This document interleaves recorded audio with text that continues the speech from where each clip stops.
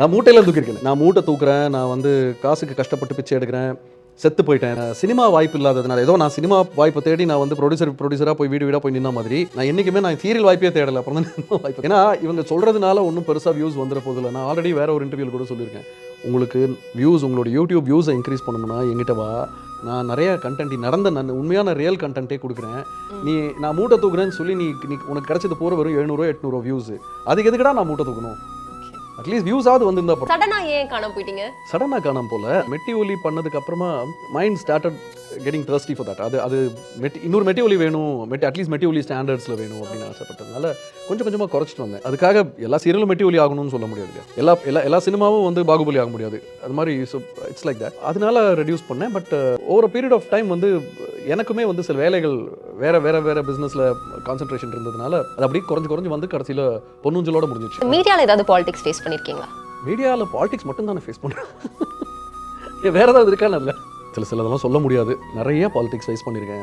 இப்போ நம்ம ஒரு சீரியல் நடிச்சிட்டு இருக்கோம், அதில் வந்து நிறைய பாலிடிக்ஸ். ஏன் அவருக்கு ஜாஸ்தி ரோல் கொடுக்குறீங்க, ஏன் நாங்கள்லாம் இப்போ சீரியல்னால் வந்து ஹீரோயின் பேஸ்டாக தானே இருக்கணும் அப்படின்னு கேட்ட ஹீரோயின்ஸ் இருக்காங்க. நான் ஹீரோ பேஸ்டாகவே சில சீரியல்ஸ் பண்ணியிருக்கேன். அந்த டைமில் அது ரொம்ப அந்த கிடையாது. இப்போ இருக்கான்னு தெரியல, நான் சீரியல்ஸ் பார்க்குறதுல. இன்ஃபேக்ட் ஏவிஎம் ப்ரொடக்ஷன்ஸ் என்ன வச்சு நிறைய அந்த மாதிரி சீரியல்ஸ் எடுத்திருக்காங்க, ஹீரோ சென்ட்ரிக்கான சீரியல்ஸ் எடுத்திருக்காங்க.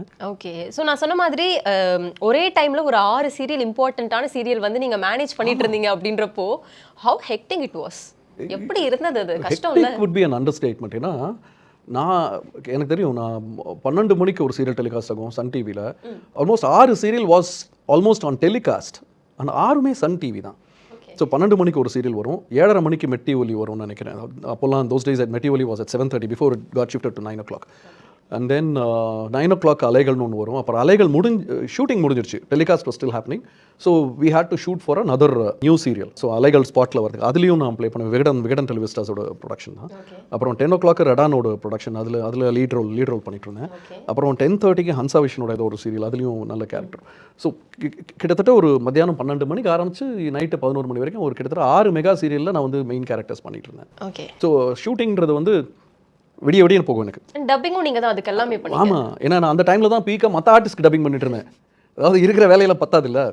அதனால் அப்போ தான் வந்து 12Bல ஷாம்க்கு, அப்புறம் அன்புங்கிற படத்தில் பாலாக்கு, மனோஜுக்கு ஒரு படம் பாரதி ராஜா சார் சன் மனோஜ், அவருக்கு இந்த மாதிரி நிறைய பெரிய ஆர்டிஸ்ட்க்கு அப்போ நான் டப்பிங் பண்ணிட்டு இருந்தேன். அதனால நம்ம வாய்ஸை நம்ம தான் பேசி ஆகணும், நமக்கு இன்னொருத்தர் பண்ண நல்லா இருக்காதுல்ல. அதனால் விடிய நடக்கும் ஷூட்டிங். 4 மணிக்கு வந்து வீட்டில் தூங்கிட்டு 7 மணிக்கு எந்திரிச்சு போய் டப்பிங் பண்ணி இந்த மாதிரிலாம் இருக்குது. ஒரு ஒரு வருஷம் 1.5 வருஷம் அப்படி தான் கஷ்டப்பட்டேன். நீங்கள் பண்ண இந்த சீரியலில் நெகட்டிவ் ரோலும் இருந்திருக்கும், பாசிட்டிவ் ரோலும் இருந்திருக்கும். ஆடியன்ஸ் அதுக்கு எப்படி ரெஸ்பான்ஸ் பண்ணாங்க நீங்கள் வெளியில் போகும்போது? பப்ளிக் சித்தி சீரியலில் வந்து நான் ரொம்ப மோசமான ஒரு நெகட்டிவ் கேரக்டர் பண்ணும்போது திட்டுனாங்க, எல்லாம் வந்து திட்டுவாங்க. எங்கேயும் போக முடியாது, எங்கேயோ ஒரு கடைக்கு சூப்பர் மார்க்கெட் எங்கேயா போனோம்னா, எஸ்பெஷலி இந்த ஏஜ் ஓல்ட் லேடிஸ் இருக்காங்களே, இந்த சீனியர் சிட்டிசன்ஸ், அவங்களுக்குலாம் கோபம் வரும், கண்ணா பின்னான்னு வந்து திட்டுவாங்க. ரொம்ப பர்சனலாக எடுத்துப்பாங்க. ஆமாம், ரொம்ப சீரியஸாக எடுத்துருந்தேன். இப்போ இதில் இந்த மாதிரி ஒரு 6 சீரியலில் வேறு கேரக்டர்ஸ் பண்ணும்போது என்னாச்சு, ஏன் அது நல்ல விஷயம் சொன்னேன்னா, அப்போ தான் நடிகன்னே ஒத்துக்கிட்டாங்க. அது வரைக்கும் அந்த கேரக்டரை மட்டுமே இருந்தோமா, திட்டினே இருப்பாங்க. இப்போ ஒரு சீரியலில் வந்து காமெடி பண்ணுவோம், இன்னொரு சீரியலில் நல்ல விஷயங்கள். இப்போ மெட்டி ஒலி எடுத்துக்கிட்டிங்கன்னா நல்லவனும் நல்லவன், அவனை மாதிரி நல்லவனெல்லாம் பார்க்கவே முடியாது. ஸோ அந்த மாதிரி ஒரு